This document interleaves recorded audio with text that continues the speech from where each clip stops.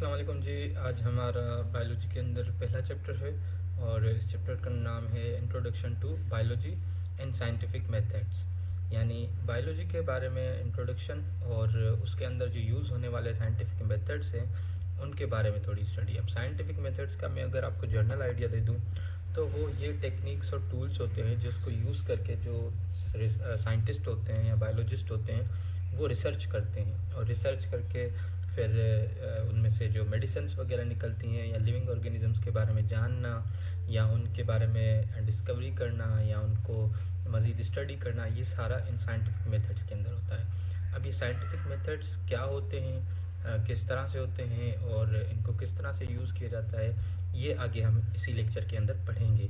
और बायोलॉजी के अंदर बायोलॉजी का जो इंट्रोडक्शन है कि बायो क्या है, ये कौन सी साइंस है, बायोलॉजी को बायोलॉजी क्यों कहा जाता है, ये सारी चीज़ें भी हम इसके अंदर पढ़ेंगे। अब before going to another slide, यहाँ पर एक क्वेश्चन बनता है, यहाँ पर बल्कि 2-3 क्वेश्चंस दिए हुए हैं ताकि आपके माइंड के अंदर एक क्यूरियोसिटी पैदा हो, आपका माइंड एक कुछ सोचने पे मजबूर हो कि व्हाट इज़ लाइफ, लाइफ क्या है। अब ये सवाल यहाँ पर बनता है कि लाइफ क्या है। How living things are organised, जानदार चीज़ों को किस तरह से ऑर्गेनाइज किया गया है। How biologists investigate the natural world, biologist ने जो थे उन्होंने नेचुरल वर्ल्ड को किस तरह से इन्वेस्टिगेट किया है। ठीक है, तो ये 3-4 सवाल हैं, ये आपके माइंड में कुछ क्यूरियोसिटी पैदा करते हैं, कुछ सवाल पैदा करते हैं कि ये सारी चीज़ें किस तरह से होती हैं और इनको किस तरह से किया जाता है। जब आपके माइंड में सवाल पैदा होगा ना तो उसका आंसर ढूंढने के लिए आपका माइंड सोचेगा और जब सोचेगा तो फिर उसको ये चीज़ें याद भी होंगी। अब यहाँ पर हमारे पास सेकंड स्लाइड के अंदर यहाँ पर कुछ टॉपिक्स दिए गए हैं जिन टॉपिक्स को आगे जाके हम कवर करेंगे। पहला है व्हाट इज़ बायोलॉजी, बायोलॉजी क्या होती है। तो अगर हम सिंपल बायोलॉजी के बारे में डिस्कस करें तो ये क्या है, एक साइंस की ब्रांच है, the branch of science which deals with the study of living organisms, यानी वो साइंस की ब्रांच जो कि सिर्फ जानदारों के बारे में स्टडी करती है। जैसे कि दूसरी ब्रांचेस हैं साइंस की, केमिस्ट्री है वो केमिकल्स के बारे में, उनके रिएक्शन और स्ट्रक्चर के बारे में करती है। फिजिक्स है वो नेचुरल फिनोमेनास के बारे में करती है। तो इसी तरह से जो बायोलॉजी है वो लिविंग ऑर्गेनिजम्स के बारे में बताती है हमें। ठीक है, फिर वो लिविंग ऑर्गेनिजम्स जिनके बारे में बताती है उन लिविंग ऑर्गेनिजम्स के क्या कैरेक्टरिस्टिक हैं, वो किस तरह से सर्वाइव करते हैं, वो किस तरह से रहते हैं। या फिर लेवल ऑफ ऑर्गेनाइजेशन हो गई कि वो जो बायोलॉजी के अंदर जानदार मौजूद हैं उनकी क्या लेवल ऑफ ऑर्गेनाइजेशन है, उनको किस तरह से अरेंज किया गया है कि ह्यूमंस अलग हैं, जो एनिमल्स हैं वो अलग हैं, बैक्टीरिया अलग है और वायरस अलग है। ये सारी चीज़ें जो हैं ये हम आगे जाके पढ़ेंगे और जब पढ़ेंगे तभी हमें पता चलेगा कि किस किस लेवल पे जो है बायोलॉजिकल ऑर्गेनाइजेशन की गई है, यूनिसेल्युलर, मल्टीसेल्युलर, प्रोकैरियोट्स, यूकैरियोट्स, इन सब चीज़ों के बारे में। उसके बाद है basic needs of living organisms, कि एक जानदार को कौन कौन सी चीज़ों की बेसिक नीड होती है जो उसके सर्वाइवल के लिए उसको चाहिए। उसके बाद है ब्रांचेज ऑफ बायोलॉजी, बायोलॉजी की कौन कौन सी ब्रांचेज होती हैं।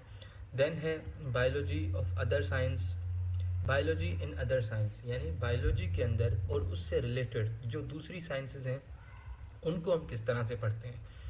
फिर अगर हम द साइंटिफिक मेथड्स हैं कि जो साइंटिफिक मेथड्स यूज़ करते हैं साइंटिस्ट किस चीज़ के लिए, फॉर रिसर्च पर्पस के लिए, फॉर डिस्कवरी के लिए। और देन है अ वर्कड इन्वेस्टिगेशन, जो कि इन्वेस्टिगेशन होती है। देन है हमारे पास स्कोप ऑफ मॉडर्न बायोलॉजी। ये सारी चीज़ें हम आगे जाके इसी चैप्टर के अंदर कवर करेंगे। तो पहली स्लाइड हमारे पास आती है व्हाट इज़ बायोलॉजी, बायोलॉजी है क्या। यहाँ पर अगर हम डेफिनेशन के ऊपर थोड़ा गौर करें तो यहाँ पर लिखा हुआ है biology is the natural science, biology क्या है, एक नेचुरल साइंस है। What is mean by natural science, क्या कोई आर्टिफिशियल साइंस भी होती है? जी, आर्टिफिशियल साइंस वो होती है जो कि हम नेचुरल फिनोमेनास को यूज़ करके कुछ बनाते हैं, जैसे कि व्हीकल्स हो गए, गाड़ियाँ हो गई, मशीन्स हो गई, जिनको हम जो कि फिज़िकल फिनोमेना या फिज़िक्स के अंदर यूज़ करके हम कोई चीज़ बनाते हैं तो उसको हम आर्टिफिशियल साइंस कहते हैं। लेकिन जो चीज़ कुदरत की तरफ से बनी हुई हो, जो चीज़ हमने ना बनाई हो, पहले से एग्जिस्ट करती हो, ऐसी चीज़ को हम नेचुरल साइंस ही कहते हैं। डेट स्टडीज लिविंग ऑर्गेनिजम्स, जो कि किस चीज़ के बारे में स्टडी करती हैं, जानदारों के बारे में पढ़ाती है हमें। देयर स्ट्रक्चर्स, उनका स्ट्रक्चर किस तरह से होता है। देयर फंक्शंस, वो किस तरह से फंक्शन करते हैं, उनकी ग्रोथ किस तरह से होती है, उनकी ओरिजिन क्या है, and how they interact with their environment. अब ये देखिए सारी चीज़ें ये अलग अलग टॉपिक्स हैं। अगर बायोलॉजी की डेफिनेशन में देखें आप, तो ये एक नेचुरल साइंस है जो कि हमें किस चीज़ के बारे में पढ़ाती है, लिविंग ऑर्गेनिज्म। अब लिविंग ऑर्गेनिज्म कोई छोटी सी बात नहीं है। लिविंग ऑर्गेनिज्म के अंदर आप देखें तो एक बहुत ही बड़ा टॉपिक है। यानी अगर हम एक ह्यूमन को स्टडी करने के लिए पूरी ज़िंदगी लगा दें तो ज़िंदगी बहुत कम पड़ जाएगी। एक इंसान की क्या, हंड्रेड्स ऑफ इंसानों की ज़िंदगी कम पड़ जाएगी एक इंसान की जो पूरी तख्लीक हो उसको स्टडी करने के लिए।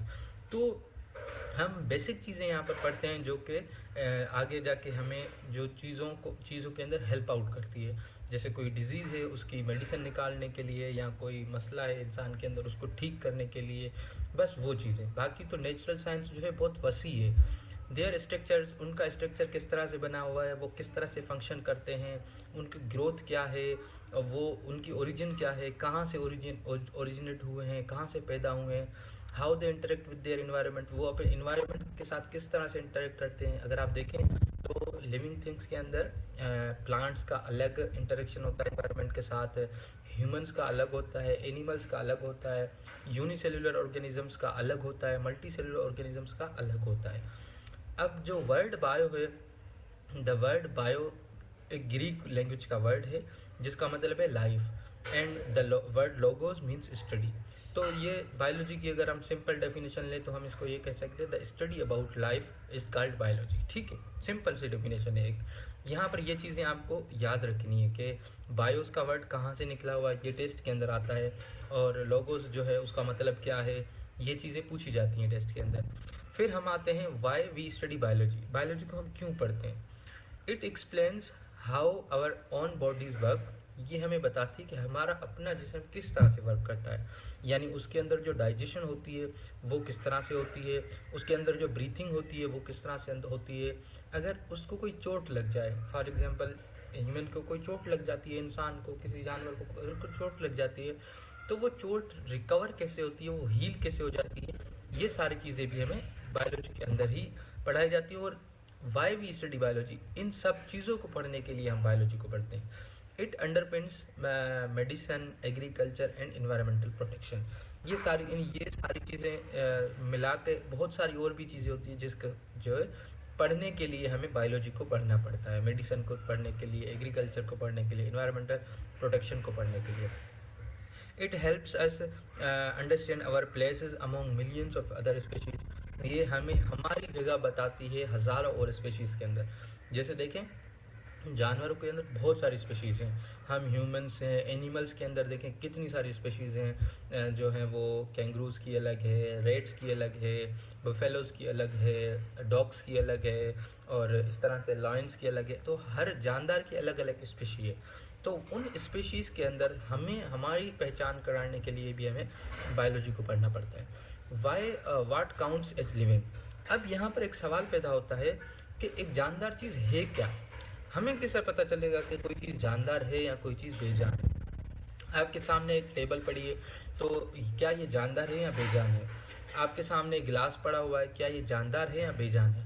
ये चीज़ मालूम करने के लिए साइंटिस्ट ने थोड़ी रिसर्च करके और इसको इस तरह से प्रेजेंट किया ताकि आपको देख के ही पता लग जाए कि सामने वाली चीज़ जानदार है या गैर जानदार है, लिविंग थिंग है या नॉन लिविंग थिंग है।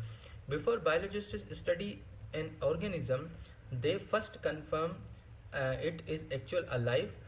जब भी साइंटिस्ट को किसी भी ऑर्गेनिज्म को स्टडी करते थे तो वो पहले यही चीज़ कंफर्म करते थे कि क्या वो चीज़ जिंदा भी है या नहीं।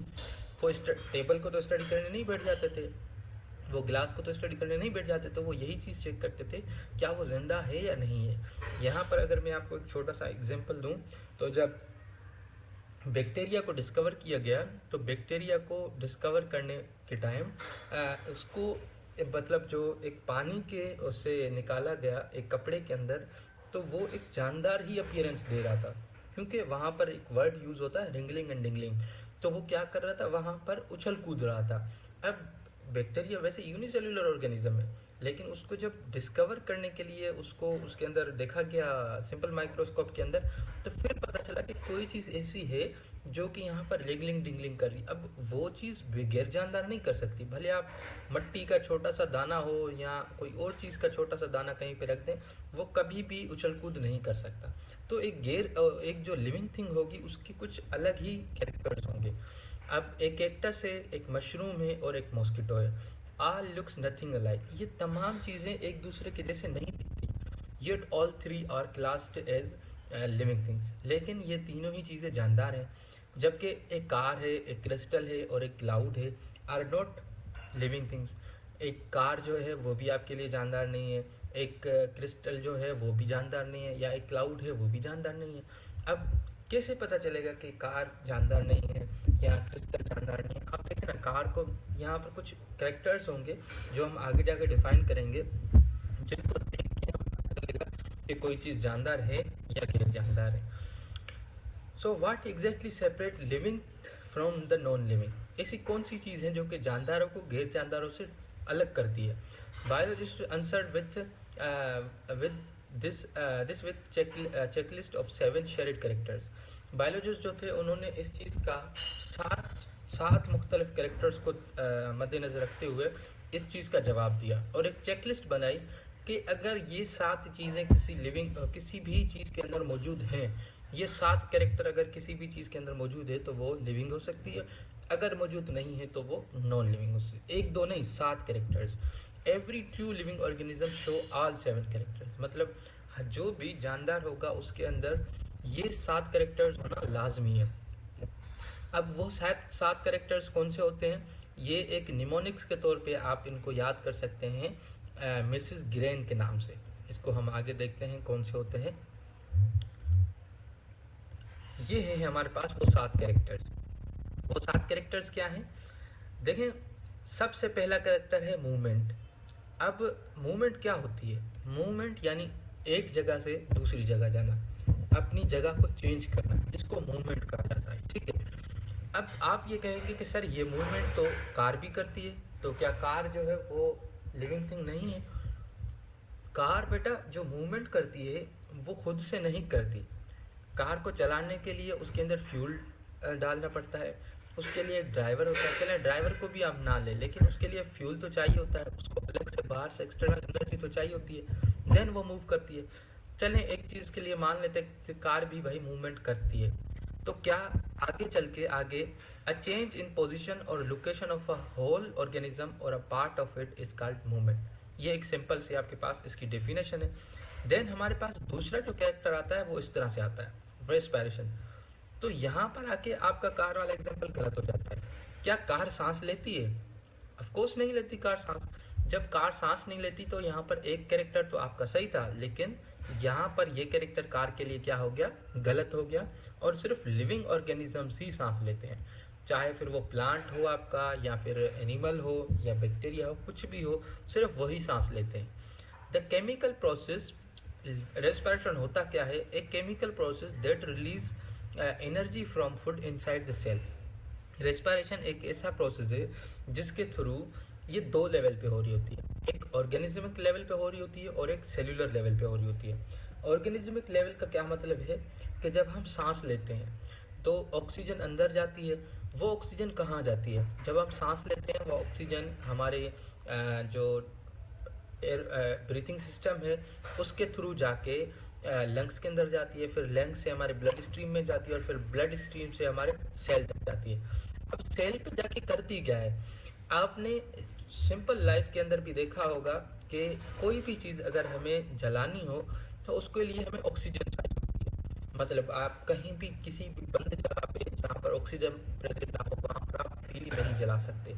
क्यों? क्योंकि ऑक्सीजन का होना आग के लिए या कहीं भी कुछ चीज़ जलाने के लिए लाजमी है। तो सेम प्रोसेस यहाँ पर होता है। अब सेल के अंदर ऑक्सीजन तो वैसे तो नहीं जा सकती ना, बाहर से तो नहीं जा सकती, तो एक पूरा सिस्टम रखा गया है हमारी बॉडी के अंदर जिसको हम ब्रीथिंग सिस्टम कहते हैं, उसके थ्रू वह ऑक्सीजन सेल तक पहुंचती है और वहां पर जाके क्या करती है, सेल्यूलर रेस्पिरेशन करती है, सेल के अंदर माइटोकॉन्ड्रिया के अंदर जाके, और वहां पर जो फूड मौजूद होता है उसको बर्न करती है और बर्न करके उससे क्या बनाती है, एनर्जी बनाती है। इसी तरह से हमारे पास सेंसिटिविटी है। अब ये भी चीज जो है वो नॉन लिविंग थिंग्स के अंदर नहीं होती। क्या नॉन लिविंग थिंग्स के अंदर ऐसा होता है कि उसको हीट फील हो, उसको कोल्ड फील हो? नहीं, बिल्कुल भी नहीं। लेकिन ह्यूमंस के लिए होता है। आप किसी भी ह्यूमंस के लिए कोई भी जो जानदार चीज है उसको आप किसी भी जगह पे रख लें जो गर्म है बहुत ज़्यादा, तो उसको वो गर्माइश फील होगी, और अगर वो मूवमेंट वाला होगा तो वो वहाँ से मूव कर जाएगा। लेकिन अगर वो मूवमेंट वाला नहीं होगा, फॉर एग्जाम्पल प्लांट है, और तो वो एक जगह पे खड़ा तो रहेगा लेकिन वो क्या करेगा, वहाँ पर जल जाएगा। प्लांट के अंदर मूवमेंट कम होती है लेकिन वो रिस्पायरेशन तो करता है, प्लांट भी सांस लेता है। तो इस तरह से sensitivity detect and responding to changes in the surrounding stimuli, जो सराउंडिंग से उनको स्टिमुलाई मिलते हैं, जो भी कैरेक्टर, जो एक प्रेशर मिलता है, तो उनको जो है उस पर रिस्पॉन्ड करना, उसको कहते हैं सेंसिटिविटी। यानी अगर हीट है तो हम जब धूप में खड़े होते हैं तो ज़्यादा धूप नहीं बर्दाश्त कर सकते, हम छाँव में आ जाते हैं। अगर छाँव में सर्दी ज़्यादा होती है तो वहाँ से हम धूप में चले जाते हैं। तो ये चीज़ जो है ना, ये सेंसिटिविटी होती है, और यही चीज़ हमें लिविंग थिंग को नॉन लिविंग थिंग से डिफरेंट करती है। देन हमारे पास आता है ग्रोथ, के अपनी साइज को बढ़ाना, अपने नंबर को बढ़ाना।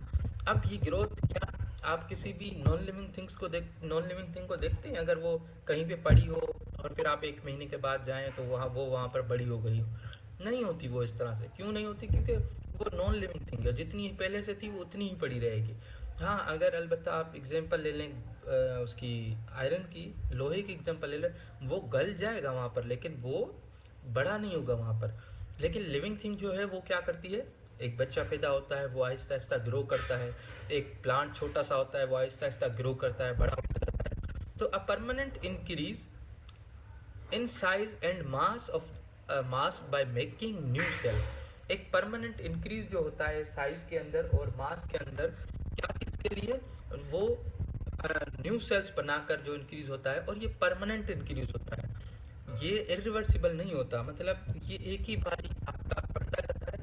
ऐसा नहीं हो सकता कि एक प्लांट बड़ा हो फिर छोटा हो जाए, बिल्कुल भी नहीं हो सकता। ये तो परमानेंट चीज जो होती है इसको हम ग्रोथ कहते हैं। देन रिप्रोडक्शन भी कोई भी नॉन लिविंग थिंग जो होगी वो अपने बच्चे नहीं पैदा कर सकती, या खुद के जैसे, या जो अपने नंबर नहीं बढ़ा सकती अंटिल वो लिविंग थिंग ना हो। लिविंग थिंग क्या करती है, वो अपने बच्चे भी पैदा करती है और वो अपने नंबर्स भी बढ़ाती है, producing new individual organisms of the same species. एक ही स्पेशीज के जो है वो नए बच्चे पैदा करना या आगे बच्चे पैदा करना।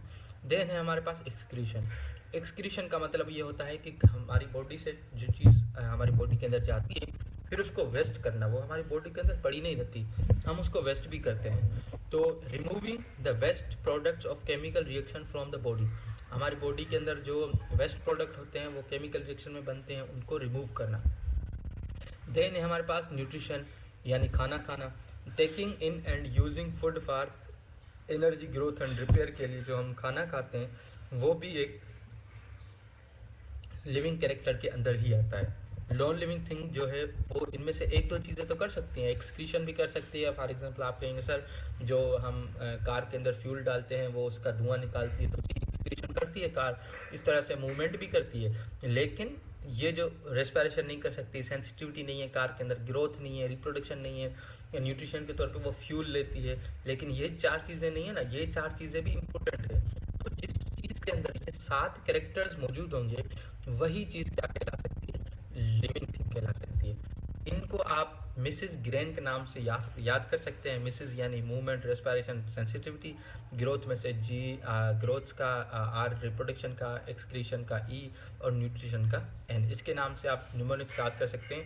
ये आपके पास क्वेश्चन इस तरह से आ सकता है कि what are the 3 characters, what are the 4 characters, या which of the following is the character of living thing. तो आप इनमें से किसी पे भी टिक लगा के तो वो सवाल सही कर सकते हैं। अगर हम इनकी एग्जांपल देखें, a dog running, a sunflower turning to face the sun. Movement में देखें, एक कुत्ता दौड़ रहा है, ये लिविंग थिंग की एक एग्जांपल है।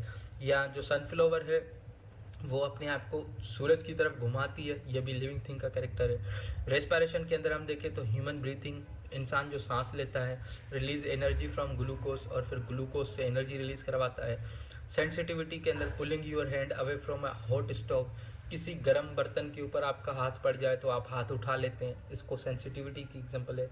A seedling growth growing taller and thicker over weeks, एक बीज आपने बोया, वो आहिस्ता आहिस्ता जो है वो बड़ा होता जा रहा है और लंबा होता जा रहा है जैसे जैसे टाइम गुजर रहा है, ग्रोथ की एग्जांपल है। A hen laying eggs, a plant producing seed, reproduction, एक मुर्गी जो है वो अंडा देती है फिर उससे बच्चा बनता है, ये रिप्रोडक्शन की एग्जांपल है। अ प्लांट प्रोड्यूसिंग सीड, एक प्लांट के अंदर जो है वो सीड पैदा होता है, बीज पैदा होता है, ये भी रिप्रोडक्शन की एग्जांपल है। Sweating and acceleration, carbon dioxide, हम में जो पसीना निकलता है वो भी एक्सक्रीशन की एग्जांपल है। कार्बन डाइऑक्साइड जो निकलता है हमारी बॉडी से जब हम सांस को बाहर निकालते हैं तो वो भी इसकी एक्सक्रीशन की एग्जांपल है। फिर nutrition, a cow grazing on grass, जो न्यूट्रिशन जो है एक गाय जो है वो घास खाती है, ये भी न्यूट्रिशन की एग्जांपल है। A plant absorbing minerals from soil, एक प्लांट जो है वो मिनरल्स ज़मीन से एब्जॉर्ब कर रहा है न्यूट्रिशन के तौर पर, तो ये सारी न्यूट्रिशन की एग्जांपल है। आई होप आपको ये चीज़ समझ में आई होगी। देन हम चलते हैं लेवल ऑफ बायोलॉजिकल ऑर्गेनाइजेशन के अंदर। अब लेवल ऑफ बायोलॉजिकल ऑर्गेनाइजेशन क्या है, यानी एक लिविंग थिंग को किस तरह से डिवाइड किया गया है, क्योंकि लिविंग थिंग तो बहुत ज़्यादा है ना, उसको डिवाइड किस तरह से किया गया है किसे, अगर सारी लिविंग थिंग्स को हम समझने बैठ जाएंगे तो एक इंसान की लाइफ बहुत कम है सारी चीज़ों को समझने के लिए, तो हमें उनको एक एक करके समझना पड़ेगा। तो उनको डिवाइड करने के लिए हमने क्या किया, एक लेवल ऑफ ऑर्गेनाइजेशन रख लिया। Living things are built up in an organized hierarchy, living things जो हैं वो एक ऑर्गेनाइज वे में जो है वो बनी है। Each level is made up of units from the level below, मतलब जो भी चीज़ बनी है उससे पहले वो चीज़ छोटी थी, फिर उसमें एक चीज़ ऐड हुई, फिर उसमें एक चीज़ ऐड हुई। जैसे हम कह रहे हैं पहले कोई हमने छोटी कार बनाई होगी और उस कार के अंदर में भी 2 व्हील्स होंगे, या पहले हमने कुछ और बनाया होगा उसके अंदर वो छोटी चीज़ें होंगी, फिर हमने फरारी बना ली जिसके अंदर बहुत ज़्यादा अच्छे फीचर्स हैं। तो इस तरह से एक एक चीज़ आहिस्ता आहिस्ता ऐड हुई है and adds up to the something more complex than its parts, फिर उसके पार्ट से भी ज़्यादा कुछ ऐसी चीज़ें हैं जो कि कॉम्प्लेक्स उसके अंदर ऐड की गई हैं। अब अगर हम सिंपल से एग्जांपल लें तो सेल, सबसे पहले क्या था, एक सेल था यूनिसेलुलर ऑर्गेनिजम्स, तो एक ही सेल होता था, उसके अंदर बस वही चलता भी था, मूवमेंट भी करता था, सांस भी रहता था, सारे जो कैरेक्टर्स पड़े वो सारे फॉलो करता था, और वो एक बेसिक यूनिट ऑफ लाइफ होता था, यानी उसकी एक लाइफ होती थी। फिर वो सेल्स मिल मिल के आहिस्ता आहिस्ता क्या बना, टिश्यू बने, और फिर एक जो लेवल ऑफ ऑर्गेनाइजेशन होती है एक ऑर्गेनिज्म की, यानी एक ऑर्गेनिज्म बनता है, उसके अंदर वो सेल मिल मिल के टिश्यू बनते हैं। जब वो टिश्यूज आपस में group cells, group of similar cells, यानी जो सेम सेल्स होते हैं वो एक जगह पे जमा होते हैं और उनका टिश्यू बनता है। फिर वो टिश्यूज मिलके क्या बनाते हैं, एक ऑर्गेन बनाते हैं, जैसे कि हमारे पास हार्ट हो गई, किडनीज हो गए, लंग्स हो गए, लिवर हो गया, ये सारे क्या हैं, ये ऑर्गेन्स है। और ये ऑर्गेन्स कौन बनाता है, group of tissues. Directly organ नहीं बन जाते, पहले सेल बनता है, फिर टिश्यू बनता है, फिर ऑर्गेन बनता है। देन हमारे पास कंप्लीट ऑर्गेन सिस्टम बनता है। ऑर्गेन सिस्टम क्या होता है, कलेक्शन ऑफ मल्टीपल ऑर्गेन, यानी हमारी बॉडी के अंदर अगर किडनी मौजूद है, लंग्स मौजूद हैं, हार्ट मौजूद है, ये सारे क्या हैं, ये ऑर्गेन है, और इन सब को मिला के हम क्या कहते हैं, ऑर्गेन सिस्टम कहते हैं। ऑर्गेन्स वर्किंग टुगेदर, जब ऑर्गेन्स एक साथ काम करें इसको हम क्या कहते हैं, ऑर्गेन सिस्टम कहते हैं। और जब ये सारी चीज़ें आपस में मिल जाए तो फिर एक बन जाता है क्या, कंप्लीट ऑर्गेनिज्म। यानी अगर हम ह्यूमन के अंदर देखें तो हमारे अंदर सारी चीज़ें मिलके ही एक ऑर्गेनिज्म बना रही है, तभी हम ऑर्गेनिज्म को जो है हम कंप्लीट ऑर्गेनिज्म हैं। अगर हमारे अंदर किसी भी ऑर्गेन की कमी हो जाए, ऑर्गेन सिस्टम की कमी हो जाए, तो हम कंप्लीट ऑर्गेनिज्म नहीं कहला सकते।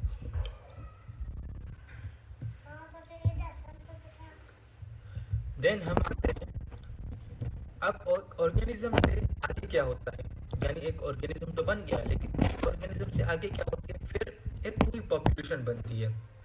जैसे ह्यूमंस की पॉपुलेशन है, एनिमल्स की पॉपुलेशन है, यानी एक सेम स्पेशी सेम एरिया के अंदर रहे, इसको हम क्या कहते हैं? पॉपुलेशन कहते हैं। ठीक है, एक ऑर्गेन देखें लेवल कहाँ से चली? सेल से, और अब कहाँ तक पहुंची है? पॉपुलेशन। जब फिर उसके बाद कुछ पॉपुलेशंस आपस में साथ में रहें, डिफरेंट स्पेशीज टुगेदर, यानी जो है मल्टीपल स्पेशीज एक ही जगह पे है, इसको हम कम्युनिटी कहते हैं।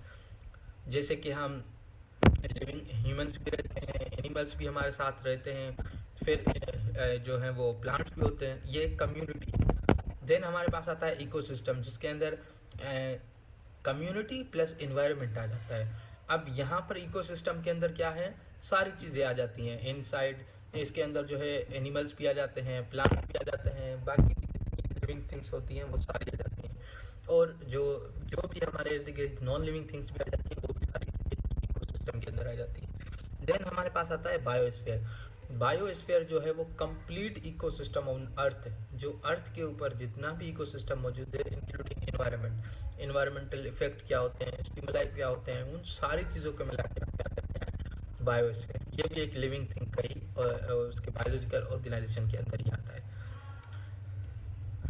Then what every organism requires, एक हर जानदार को क्या चाहिए होता है? Basic needs of living organism. एक ऑर्गेनिज्म की क्या बेसिक ज़रूरियात होती है जिनको पूरा करने के लिए या जिन सर्वाइव करने के लिए जो उसको चाहिए होती है? Wherever they live all organisms from bacteria to blue whales, जहाँ पर भी वो रहेंगे तमाम जानदार, फ्रॉम बैक्टीरिया एक यूनिसेल्युलर से लेकर एक ब्लू वेल सबसे बड़ा एनिमल जो है वहाँ तक, must have these basic resources made survive grow and reproduce. उनके लिए ये बेसिक रिसोर्सेज होना लाजमी है, तभी वो क्या कर पाएंगे? सर्वाइव कर पाएंगे, ग्रो कर पाएंगे और रिप्रोड्यूस कर पाएंगे, यानी वहाँ पर रह पाएंगे, अपनी साइज को बड़ा कर पाएंगे और अपने बच्चे पैदा कर पाएंगे। अगर ये चीज़ें नहीं होंगी from bacteria to blue whale, तो वो चीज़ जो है वो सर्वाइव नहीं कर पाएंगे। अब सबसे पहले क्या आता है? एयर, गैसेस, यानी एक जानदार को रहने के लिए एयर लाजमी चाहिए। जहाँ पर एयर नहीं होती, जहाँ पर ऑक्सीजन नहीं होगी, वहाँ पर वो जानदार नहीं रह सकता। Oxygen for respiration, carbon dioxide for photosynthesis in plants के अंदर, फ्रॉम बैक्टीरिया से लेकर ब्लू वेल तक हर जानवर को जो है या हर जानदार को जो है क्या चाहिए होता है? एयर लाजमी चाहिए होती है, ऑक्सीजन लाजमी चाहिए होती है। Then water. अब वाटर जो है हमारी बॉडी भी तकरीबन मैक्सिमम परसेंटेज में वाटर से बनी हुई है। ठीक है, तो वाटर भी हर लिविंग ऑर्गेनिज्म को चाहिए, ये भी उसकी बेसिक नीड है। Needed for nearly every chemical reaction happening inside the cell. Cell के अंदर जितनी भी केमिकल रिएक्शन होती है तकरीबन सबके लिए हमें वाटर की रिक्वायरमेंट होती है। हमारा जो साइटोप्लाज्म है सेल का वो जो 80%, 87 से 90% जो है वो वाटर से बना हुआ है, उसके अंदर कुछ बस मटेरियल जो है वो केमिकल्स हैं। तो वाटर एक बेसिक नीड है। देन फूड, अगर फूड नहीं होगा तो एक जो भी जानदार होगा वो कुछ दिन तक सर्वाइव कर सकता है, लेकिन हमेशा के लिए सर्वाइव करना उसके लिए मुश्किल हो जाता है, वो नहीं कर सकता। सप्लाइज एनर्जी, जो कि उसको एनर्जी देता है, रॉ मटेरियल फॉर ग्रोथ और रिपेयर के लिए देता है, तो फूड का होना भी लाजमी है। देन सूटेबल टेम्परेचर, एक लिविंग ऑर्गेनिज्म को सर्वाइव करने के लिए एक सूटेबल टेम्परेचर होना चाहिए। आप किसी भी जानदार को अगर उसकी जो बॉडी है वो बर्दाश्त नहीं कर सकती तो आप उसको ज़्यादा ठंड में नहीं रख सकते या ज़्यादा हीट में नहीं रख सकते, जबकि उसकी बॉडी बर्दाश्त नहीं कर सकती।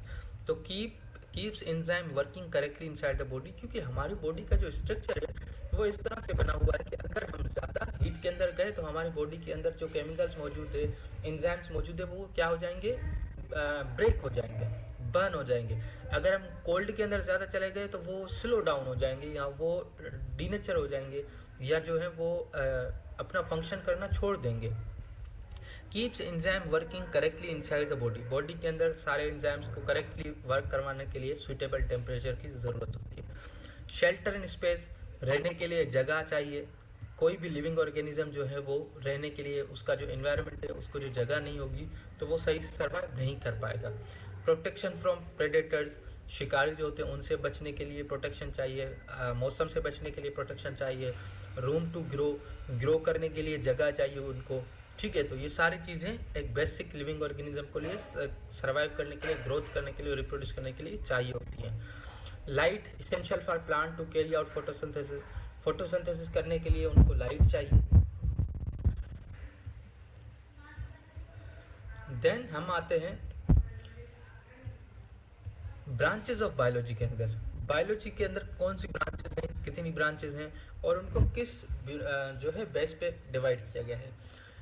Biology covers such an enormous range of life. Biology जो है वो इतनी लाइफ को कवर करती है, मतलब बहुत ज़्यादा नंबर ऑफ लाइफ्स को कवर करती है, that it has splits into specialized branches. इसको कुछ खास ब्रांचेस के अंदर जो है ब्रेक किया गया है। Each focused on a particular group of organisms. इनमें से हर कोई जो है वो एक खास ग्रुप ऑफ ऑर्गेनिजम्स के ऊपर फोकस करता है और a particular question about life. और इनमें से हर कोई जो है एक खास मखसूस जो है सवाल का जवाब देता है। अब देखिए, अगर बायो के अंदर मैंने आपको बताया कि तमाम जानदार को हम एक जगह पे नहीं पढ़ सकते, तो हमें इनको डिवाइड एनिमल्स हो गए, प्लांट्स हो गए, फिर छोटे एनिमल्स और जानदार हो गए जो कि सेल यूनिसेल्युलर हैं, उनको फिर किस बेस पे हम पढ़ रहे हैं, ये सारी चीज़ें होंगी, ये सारे फीचर्स होते हैं। तो अगर बड़ी बड़ी ब्रांचेस में देखें बायो के अंदर, तो सबसे पहले ब्रांच आती है जूलॉजी, यानी स्टडी अबाउट एनिमल्स, जानवरों के बारे में स्टडी करना। बायोलॉजी को हमने पहले 2-3 कैटेगरीज में डिवाइड कर दिया कि जानवरों के बारे में स्टडी करना। द स्टडी अबाउट एनिमल्स, उनकी कौन सी study, behaviour study, structure study और क्लासिफिकेशन। देन हमारे पास आते हैं बॉटनी, यानी स्टडी अबाउट प्लांट्स के बारे में पढ़ना, प्लांट्स की ग्रोथ के बारे में पढ़ना, उनके स्ट्रक्चर के बारे में पढ़ना, वो रिप्रोड्यूस किस तरह से करते हैं उनके बारे में पढ़ना।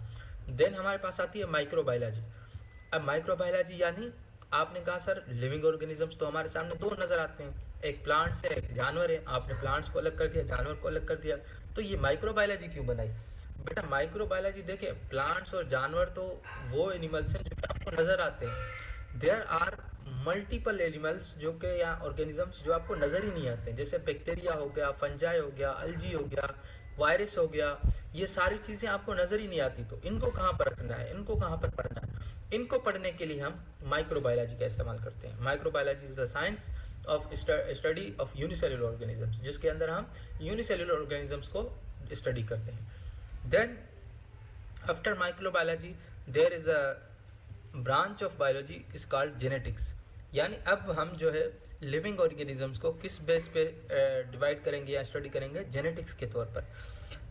जो उनका डीएनए मटेरियल है, जो उनका क्रोमोसोम मटेरियल है, क्रोमेटिन मटेरियल है, उनके सेल के अंदर जो डीएनए मौजूद है उसके बेस पे हम उनको स्टडी करेंगे। स्टडी ऑफ हेरिडिटी, जो हेरिडिटी कैरेक्टर मौजूद है उनके बेस पे हम उनको स्टडी करेंगे, क्योंकि हर लिविंग ऑर्गेनिज्म के अंदर डिफरेंट नंबर ऑफ क्रोमोसोम्स होते हैं। हम ह्यूमंस के अंदर 46 होते हैं, इसी तरह से जो काफ़ी दूसरे एनिमल्स हैं उनके अंदर, हर एनिमल के अंदर डिफरेंट होते हैं।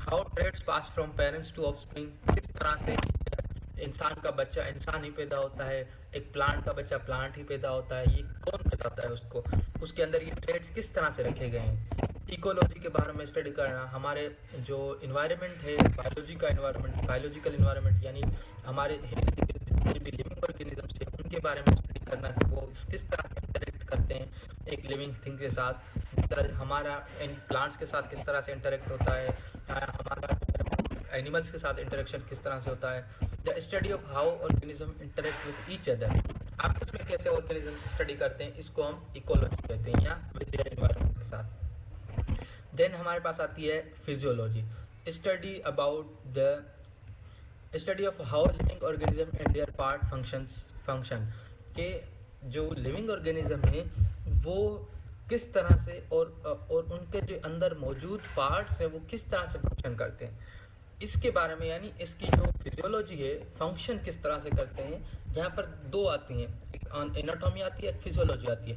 एनाटॉमी का मतलब है कि वो बना किस चीज़ से है, लेकिन फिजियोलॉजी के अंदर हम क्या पढ़ेंगे, फंक्शन किस तरह से।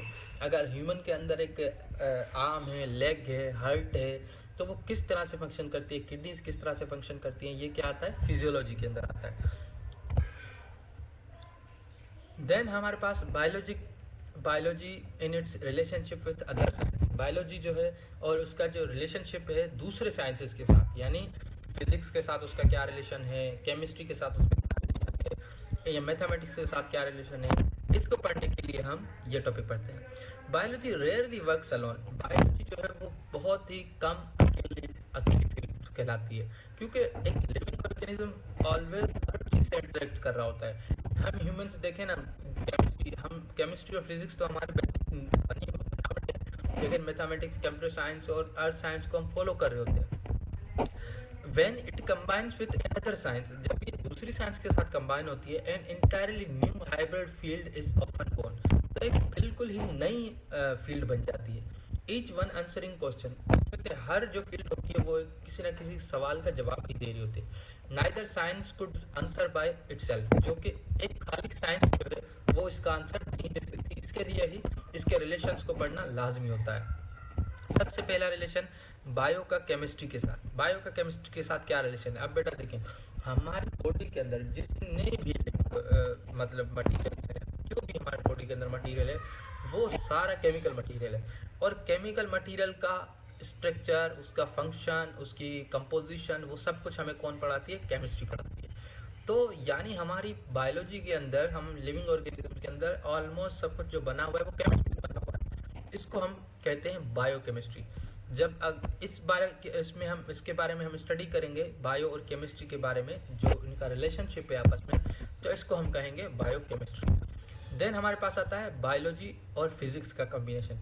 बेटा जो हम चलते हैं, फिरते हैं, उछल कूद करते हैं, वो सारा क्या है? फिजिक्स के साथ कॉम्बिनेशन है इसका। तो इसके बारे में स्टडी करने को हम क्या कहते हैं? बायोफिजिक्स, जिसमें हम बायोलॉजी और फिजिक्स के रिलेशनशिप को स्टडी करते हैं, उनको मिला के। केमिस्ट्री, बायोकेमिस्ट्री की डेफिनेशन क्या है? Study the chemical reactions occurring inside the cell. Cell के अंदर जो केमिकल रिएक्शंस होता है उसके बारे में पढ़ते हैं। या फिर बायोफिजिक्स का डेफिनेशन क्या है? Applies physical laws to explain biological process like nerve signals. ये क्या कहता है? फिजिकल लॉज को अप्लाई करता है किस चीज के लिए? बायोलॉजिकल प्रोसेस के लिए, जो कि नर्व सिग्नल्स के ऊपर डिपेंड करता है। जैसे कि फिजिकल लॉज क्या है? न्यूटन्स के लॉ हो गए, या फिर जो ग्रेविटेशनल लॉ हो गए, जो हम लिविंग ऑर्गेनिज्म फॉलो करते हैं चलने के लिए, उछल कूद करने के लिए। देन हमारे पास आता है मैथमेटिक्स और बायोलॉजी का कनेक्शन, जिसको हम बायोस्टैटिक्स भी कहते हैं। ये भी एक रिलेशनशिप है। Use statistic to analyze biological data and test results. जो बायोलॉजिकल डेटा आता है, यानी सेल की कंपोजिशन के मुताबिक, ह्यूमन का बिहेवियर के मुताबिक, उसको टेस्ट करने के लिए या उसकी डेटा को एनालाइज करने के लिए हम क्या करते हैं? मैथमेटिक्स का यूज करते हैं, और इसको कहते हैं बायोस्टैटिक्स। देन हमारा बायोलॉजी का कनेक्शन कंप्यूटर साइंस के साथ किस तरह से आता है? अब ये जो है ये आर्टिफिशियल साइंसेस हैं। कौन कौन सी? Biostatistics, bio plus computer science जिसको हम बायो इन्फॉर्मेटिक्स कहते हैं, बायोलॉजी प्लस अर्थ साइंस जिसको हम पैलेंटोलॉजी कहते हैं। ये सारे क्या है? ये इसमें ये पैलेंटोलॉजी जो है ये नेचुरल साइंस है। ये दोनों जो हैं वो बायोस्टैटिक्स और बायो इन्फॉर्मेटिक्स, ये दोनों आर्टिफिशियल साइंस है। फिर बायोकेमिस्ट्री, बायोफिजिक्स और पैलेंटोलॉजी ये नेचुरल साइंस है, क्योंकि ये भी कुदरत की तरफ से बना हुआ है। जो बायोकेमिस्ट्री है, जो कि रिएक्शन हो रहा है लिविंग ऑर्गेनिज्म के अंदर, या अगर लिविंग ऑर्गेनिज्म मूवमेंट करता है तो वो भी नेचुरल तरीके से करता है, कुदरत की तरफ से करता है। ये हम डेटा के लिए और इनका रिलेशन के लिए हम इनको यूज करते हैं। बायो इन्फॉर्मेटिक्स के अंदर क्या होता है? Use computing to analyze genetics and biological data. Computing को इस्तेमाल करके हम जेनेटिकल या बायोलॉजिकल डेटा को एनालाइज करते हैं। फिर हमारे पास पैलेंटोलॉजी आ जाती है, बायोलॉजी और अर्थ साइंस के बीच जो कनेक्शन को, रिलेशनशिप को पैलेंटोलॉजी कहते हैं। Study fossils to understand how life evolve over time. यानी फॉसिल जो कि पुरानी चीज़ें हमें मिलती हैं, फॉसिल कहते हैं पुरानी चीज़ों को, जो पुरानी चीज़ें जिसमें के अंदर स्केलेटन्स आ जाते हैं, कुछ बोन्स आ जाती हैं, कहीं से भी कुछ मिलता है, तो वो सारी चीज़ें पैलेंटोलॉजी के अंदर स्टडी की जाती हैं, और इनसे हमें ये पता लगता है कि लाइफ किस तरह से इवॉल्व हुई है, लाइफ जो है वो आगे किस तरह से चली है, या जो पीछे कौन सी लाइफ थी जो इवॉल्व होके अभी तक जो लिविंग ऑर्गेनिज्म मौजूद है इनके अंदर कन्वर्ट हुई है। तो इसको स्टडी करने के लिए हम बायोलॉजी प्लस अर्थ साइंस का इस्तेमाल करते हैं। Then we came to the scientific methods. अब साइंटिफिक मेथड्स क्या है? These are the tools and techniques we use और biologists use to study the biology और टू कंडक्ट द रिसर्च करने के लिए। Biology is an experimental science. ये क्या है? एक एक्सपेरिमेंटल साइंस है। नेचुरल साइंस भी है, एक्सपेरिमेंटल साइंस परफॉर्म करने पड़ते हैं to confirm the data rather than guessing. हम इसमें में गैस नहीं कर सकते। गैस करने के बजाय biologist follow a logical repeatable sequence of steps. Biologist जो होते हैं वो एक लॉजिकल और रिपीटेबल सीक्वेंस ऑफ स्टेप्स को फॉलो करते हैं, कॉल द साइंटिफिक मेथड्स। इनको हम क्या कहते हैं? साइंटिफिक मेथड्स कहते हैं। This is the basic definition of scientific methods. यहाँ पर आप टूल्स एंड टेक्निक्स भी कह सकते हैं to analyze, to conduct the research of in biological field, to test their ideas about how living things work. किस तरह से जानदार जो है वो वर्क करते हैं, इसको कंफर्म करने के लिए हम क्या करते हैं? साइंटिफिक मेथड्स का इस्तेमाल करते हैं। सबसे पहला मेथड क्या आता है हमारे पास? ऑब्जर्वेशन। बेटा देखें, जब भी आप किसी भी लिविंग ऑर्गेनिज्म के ऊपर रिसर्च करना शुरू करेंगे तो उस रिसर्च के अंदर सबसे पहले आप क्या करेंगे? उसके बारे में, उसके ऊपर ऑब्जर्वेशन करेंगे, उसकी ऑब्जर्व करेंगे उसको कि वो किस तरह से, उसका बिहेवियर क्या है, स्ट्रक्चर क्या है। पहले जो चीज़ें आप आंखों से देख सकते हैं ऑब्जर्व करने के लिए, आप वो चीज़ नोटिस करेंगे। नोटिस समथिंग इंटरेस्टिंग और अनयूजुअल इन नेचर, उसके बारे में कुछ इंटरेस्टिंग या अनयूजुअल को नोट करना, इसको ऑब्जर्वेशन करते हैं। देन एक क्वेश्चन अराइज होगा हमारे माइंड के अंदर कि ask a clear testable question about the observation. उस ऑब्जर्वेशन के बारे में हम एक क्लियर क्वेश्चन करेंगे कि ये क्या हो सकता है। या जब तक क्वेश्चन हमारे माइंड के अंदर अराइज नहीं होगा ना, तो हम उसके आंसर को ढूंढने के लिए क्यूरियस नहीं होंगे। देन वी हाइपोथेसिस क्या होता है? propose a possible testable explanation and educated guess। या तो एक अनटेस्टेड गेस करें या एक टेस्टेबल एक्सप्लेनेशन दे कि यह टेस्ट हो सकता है। हाइपोथेसिस है, गेस होता है, लेकिन वो क्या करते हैं? एक्सपेरिमेंट से पहले हम एक हाइपोथेसिस देते हैं कि भाई ये चीज हो सकती है, बेस पे आपने इसको ऑब्जर्व किया है, उसके बुनियाद पे ये चीज पॉसिबल है, हो सकती है। एक्सपेरिमेंट सबसे पहले क्या आता है हमारे पास, फिर हाइपोथेसिस के बाद हम क्या करते हैं? जो हमने चीज हाइपोथेसिस में दी है, जो कि अनटेस्टेबल है, अभी हमने गेस बनाया है, एजुकेटेड गेस बनाया है, उसको अब हम कंफर्म करने के लिए एक्सपेरिमेंट करेंगे। Design a fair test that changes only one variable at a time. एक फेयर टेस्ट डिजाइन करें एक्सपेरिमेंट की, जो कि आपने गेस बनाया है, और उस गेस को कंफर्म करने के लिए क्या करें आप? उसके अंदर जो मल्टीपल वेरिएबल्स हैं उनको वन बाय वन यूज करें और उस टेस्ट को कंफर्म करें। फिर क्या करते हैं हम? डेटा इन एनालिसिस। हम उसी डेटा का जो हमारे एक्सपेरिमेंट के अंदर हमें मिलती है उसको हम एनालाइज करते हैं। Collect measurements and look for patterns in the results.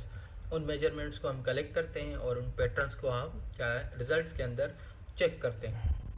Then conclusion बनाते हैं कि जो आपने ऑब्जर्वेशन की, जो आपने सोचा, जो आपके माइंड में क्वेश्चन अराइज हुआ, उसका सही जवाब मिला, जो आपने हाइपोथेसिस बनाया, क्या वो कंफर्म हुआ कि नहीं हुआ। कंक्लूजन के अंदर हम वो चीज़ देखते हैं। अगर वो कंफर्म हुआ तो it will be become a theory और अ लॉ। अगर नहीं हुआ तो it will be nothing, just एक हाइपोथेसिस ही रह गया। State whether the result support और रिजेक्ट द हाइपोथेसिस। अब यहाँ पर हम ये चीज़ करते हैं कि जो आपने हाइपोथेसिस दिया था, वो क्या जो डेटा आपने एक्सपेरिमेंट करके निकाला है, क्या वो इस हाइपोथेसिस को सपोर्ट करती है या फिर रिजेक्ट करती है। ये चीज़ें हमें यहाँ पर कंफर्म करनी पड़ती हैं। If an experiment is repeated many times, अगर कोई एक्सपेरिमेंट बहुत बार रिपीट किया जाए बाय मेनी साइंटिस्ट, बहुत सारे साइंटिस्ट के through, with consistent results, the explanation में बिकम अ वाइडली एक्सेप्टेड। अगर किसी एक्सपेरिमेंट को बार बार जो है परफॉर्म किया जाए और उसकी रिजल्ट्स भी सेम आए, तो फिर जो उसके ऊपर एक्सप्लेनेशन दी जाती है तो वो उसको एक थ्योरी बना दिया जाता है और वो कंफर्म की जाती है कि हाँ भाई जो भी साइंटिस्ट ने काम किया, जो ऑब्जर्वेशन दी वो सही थी और वो करेक्ट थी। अब वर्कड बायोलॉजिकल इन्वेस्टिगेशन, एक बायोलॉजिकल इन्वेस्टिगेशन एग्जाम्पल हम लेते हैं कि किस तरह से होती है। Does light intensity affect the rate of photosynthesis in an aquatic plant hydrilla? क्या अगर लाइट की इंटेंसिटी को आप एक aquatic plant जो हाइड्रिला है उसके ऊपर कम करें या बढ़ाएं, तो वो उसके रेट ऑफ फोटोसिंथेसिस के ऊपर इफेक्ट करेगी या नहीं करेगी। ये चीज़ कंफर्म करने के लिए एक साइंटिफिक मेथड को फॉलो करते हुए एक इन्वेस्टिगेशन होती है बायोलॉजिकल। अब ऑब्जर्वेशन क्या है? A hydrilla plant keep near a bright lamp produce bubbles of gas faster than one keeped in dim light. क्या करते हैं कि एक हाइड्रिला प्लांट को एक लैम्प के नीचे रखते हैं और वो देखते हैं कि वो बबल्स प्रोड्यूस करना स्टार्ट करती है और वो फास्टर गैस बबल्स प्रोड्यूस कर रही है, मतलब फोटोसिंथेसिस कर रही है। फिर उसको जो डिम लाइट के अंदर पड़ी थी तब वहां पर उसने, या उसको फिर डिम लाइट के अंदर रखते हैं तो वहां पर वो जो बबल्स है वो प्रोड्यूस नहीं कर पाती। अब क्वेश्चन यहाँ पर अराइज होता है, does the intensity of light affect the rate at which a water plant photosynthesis? क्या इंटेंसिटी ऑफ लाइट जो है वो अफेक्ट करती है एक वाटर प्लांट के फोटोसिंथेसिस के ऊपर? हाइपोथेसिस ये है कि इफ लाइट इंटेंसिटी इंक्रीज, कि अगर लाइट की इंटेंसिटी इंक्रीज की जाए then the rate of photosynthesis will increase. तो रेट ऑफ फोटोसिंथेसिस जो है वो क्या होगा, इंक्रीज होगा, because light drives the light dependent reaction. तो लाइट क्या करेगी, एक लाइट डिपेंडेंट रिएक्शन को ड्राइव करेगी, यानी उसको बढ़ाएगी, उसको इनहांस करेगी, इंटेंसिफाई करेगी कि वो ज्यादा हो। अब इंडिपेंडेंट वेरिएबल में क्या है, हाइपोथेसिस आपने बना लिया कि हाँ भाई अगर लाइट की इंटेंसिटी को इंक्रीज किया जाएगा तो जो लाइट है वो एक लाइट डिपेंडेंट रिएक्शन को इंटेंसिफाई करेगी, इनहांस करेगी, और उसकी वजह से रेट ऑफ फोटोसिंथेसिस इंक्रीज होगा। ये अपने हाइपोथेसिस बना। अब इसको कंफर्म करने के लिए हम एक्सपेरिमेंट कंडक्ट करेंगे। Light intensity changed by moving the lamp to the distance, पहले 10 सेंटीमीटर, फिर 20 सेंटीमीटर, 30 सेंटीमीटर, 40 सेंटीमीटर। अब डिफरेंट वैल्यूज वेरिएबल रख के हम इसको मेजर करते जाएंगे, पता लगाते जाएंगे कि 10 सेंटीमीटर पे क्या रेट था, 20 सेंटीमीटर पे क्या रेट था, 30 सेंटीमीटर पे क्या रेट था। Dependent variable, rate of photosynthesis measured by counting oxygen bubbles released पर मिनट, और फिर उनको हम देखेंगे कि 10 सेंटीमीटर में कितने ऑक्सीजन पर जो बबल्स है वो पर मिनट में रिलीज हो रहे हैं, 20 पे कितने हो रहे हैं, 30 पे कितने हो रहे हैं। Controlled variables, same plants species, water temperature, carbon dioxide level and time measurement. इन सारी चीजों को भी हम जो है अपनी ऑब्जर्वेशन के अंदर, अपने एक्सपेरिमेंट के अंदर रखेंगे कि प्लांट भी सेम होना चाहिए, वाटर टेम्परेचर भी सेम होना चाहिए, कार्बन डाइऑक्साइड लेवल भी सेम होना चाहिए, और टाइम मेजरमेंट। यानी सिर्फ हम लाइट को टेस्ट कर रहे हैं तो इनमें से कोई भी इन्वायरमेंटल चीज जो है वो चेंज ना हो। Conclusion, if bubble rate rise as the lamp move closer, अगर बबल की जो रेट है वो बढ़ता है जब लैंप को करीब लाया जाता है, the result support the hypothesis, तो जो रिजल्ट है वो हाइपोथेसिस को क्या करती है, सपोर्ट कर रही है, मतलब वो कंफर्मेशन है, वो सही कह रही है। Confirming light intensity increase the rate of photosynthesis, के जो लाइट की इंटेंसिटी है वो फोटोसिंथेसिस को इंक्रीज करती है, और ये कंफर्म्ड है बेटा कि लाइट की इंटेंसिटी जो है वो फोटोसिंथेसिस को कंफर्म करती है। यहाँ पर ये इन्वेस्टिगेशन आपकी प्रैक्टिस के लिए दी गई थी, लेकिन ये चीज़ कंफर्म है कि लाइट की इंटेंसिटी जो है वो ज़्यादा रेट ऑफ फोटोसिंथेसिस करवाती है। अब बायोलॉजी के अंदर scope in major fields of modern biology, modern biology के जो स्कोप और मेजर फील्ड्स हैं वो क्या है। Modern biology reaches far beyond the classroom. Modern biology अब बहुत हो चुकी है, शेपिंग हेल्थ केयर को जो है वो ज़्यादा एडवांस किया जा रहा है, मॉडर्नाइज किया जा रहा है, फूड सिक्योरिटी को बढ़ाया जा रहा है, टेक्नोलॉजी को बढ़ाया जा रहा है, and even our understanding of life beyond earth के ऊपर जो मौजूदा ज़िंदगी है उसको पढ़ने के लिए, उसको समझने के लिए भी काफ़ी सारी चीज़ों को इन्हांस किया जा रहा है।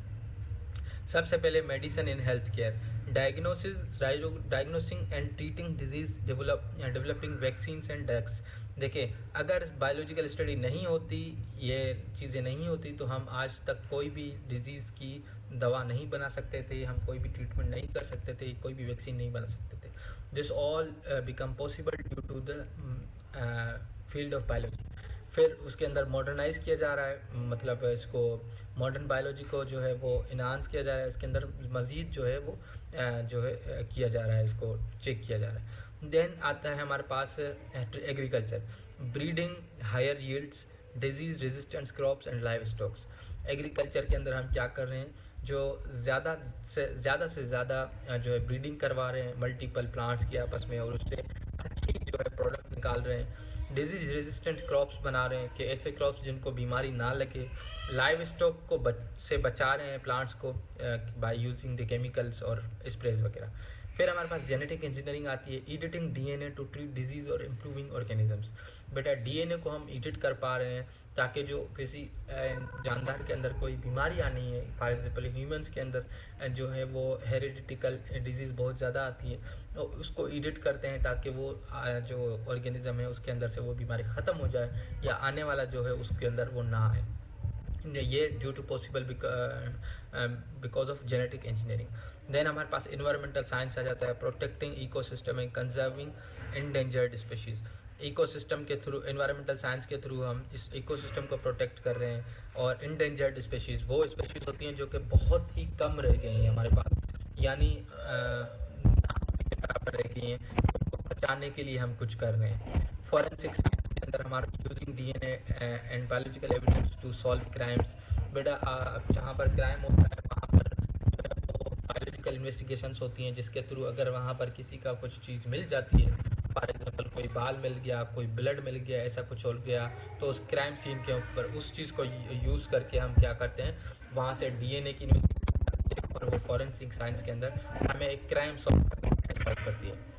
देन हमारे पास स्पेस एंड बायोलॉजी आता है, जो कि हमें study how living things survive and adapt beyond the earth. ज़मीन पर किस तरह से जानदार चीज़ें जो है वो सर्वाइव करती हैं, या जो है वो ज़मीन पे नहीं, बल्कि ये जो स्पेस बायोलॉजी है ये कि ज़मीन से आगे या ज़मीन से जो है वो दूसरे किसी प्लेनेट पे लिविंग ऑर्गेनिजम्स किस तरह सर्वाइव कर सकते हैं, इस चीज़ को स्टडी करने के लिए हम स्पेस बायोलॉजी कहते हैं। अब ये आपका पहला चैप्टर कंप्लीट हुआ, chapter 1 at a glance biology. हमने यहाँ पर बायोलॉजी की डेफिनेशन पढ़ी, जो कि क्या है, living organism and their life process. Mrs grain का आपके 7 कैरेक्टर्स आपको याद रखने हैं कि कोई भी लिविंग ऑर्गेनिज्म के अंदर ये 7 कैरेक्टर्स होगा तो ही वो लिविंग ऑर्गेनिज्म होगा। लेवल ऑफ ऑर्गेनाइजेशन आपको याद रखनी है, from cell to ecosystem. Basic needs क्या होती हैं एक लिविंग ऑर्गेनिज्म को सर्वाइव करने के लिए, air, water, food, temperature, shelter and light. Branches of biology को हमने स्टडी किया, जिसके अंदर zoology, botany, microbiology, genetic engineering, ecology और भी बहुत सारी मौजूद हैं। हाइब्रिड साइंस को हमने स्टडी किया, जिसके अंदर बायोकेमिस्ट्री, बायोफिजिक्स, बायोस्टेटिक्स, बायोइन्फॉर्मेटिक्स आते हैं, इनके मल्टीपल काम होते हैं।